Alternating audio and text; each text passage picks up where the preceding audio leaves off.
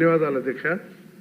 ముందుగా ఈ హౌస్లో అడుగుపెట్టే అవకాశం కల్పించిన ఉప ముఖ్యమంత్రులు శ్రీ గౌరవ పవన్ కళ్యాణ్ గారికి, అలాగే ముఖ్యమంత్రి వర్యులు శ్రీ నారా చంద్రబాబు నాయుడు గారికి, అలాగే లోకేష్ గారికి ప్రత్యేకమైన ధన్యవాదాలు తెలియజేస్తూ, నియోజకవర్గ ప్రజలకు కూడా ప్రత్యేకమైన ధన్యవాదాలు అధ్యక్ష.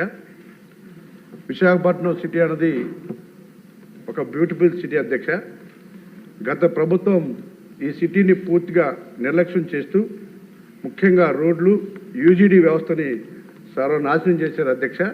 వీటన్నిటి దృష్టిలో పెట్టుకొని ఇవాళ మంత్రి గారికి అడగడం జరుగుతూ ఉంది. గత ప్రభుత్వం మీకు అందరూ తెలిసిన విషయమే అధ్యక్ష. రుషికొండ ప్యాలెస్ లేకపోతే తనకు సొంతంగా ఆదాయ వనరుల మీద మనసు పెట్టారు తప్ప విశాఖపట్నాన్ని కనీసం అభివృద్ధికి నోసుకోకుండా ఇవాళ అడ్డుకున్నది ఆ ప్రభుత్వం అధ్యక్ష. నేను మీ ద్వారా మంత్రి గారికి కొన్ని అడుగుతా ఉన్నా అధ్యక్ష. ముఖ్యంగా విశాఖపట్నం సౌత్ నియోజకవర్గం అన్నది దాదాపుగా బ్రిటిష్ కాలం నాటి వ్యవస్థ ఉంది అధ్యక్ష అక్కడ. ఎందుకంటే మొత్తం కూడా ఓల్డ్ సిటీ అధ్యక్ష. అక్కడ అండర్గ్రౌండ్ డ్రైనేజ్ వ్యవస్థ మొత్తం చిన్న చిన్న వర్షాలు పడినా కూడా పూర్తిగా అక్కడ బ్లాక్ అయిపోయి ఆ వాటర్ అంతా కూడా ఇళ్లలోకి వెళ్ళిపోతుంది అధ్యక్ష. ఒక పక్క పోర్టు కాలుష్యం, మరో పక్క ఈ వాటర్తో చాలా వ్యవస్థలు ఆ యూజీడీ వ్యవస్థ అస్తవ్యస్తంగా ఉంది అధ్యక్ష. నేను అడుగుతా ఉన్న అధ్యక్ష మంత్రి గారికి మీ ద్వారా, ఎన్ని ఎస్టీపీలు ఉన్నాయి ప్రజెంట్ ఇవాళ విశాఖపట్నంలో, వాటిని మెయింటెనెన్స్ ఆపరేషన్ జరుగుతుందా? ఆ ఎస్టీపీలు సామర్థ్యం ఇప్పుడు వస్తున్నటువంటి మురికి నీరుకి సరిపోతుందా?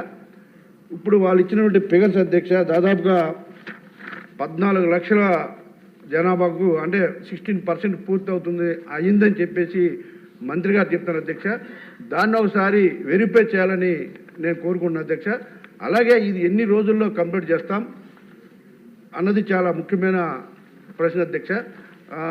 అనుకున్న ఎన్ని రోజుల్లో అవుతుంది? దీనికి ఇంకేమైనా ప్రత్యేకమైన చర్యలు చేపట్టారా? ఇంకేమైనా కొత్త ఎస్టీపీలు పెడుతున్నారా అని దీని మీద మంత్రి గారిని అడుగుతున్నా అధ్యక్ష.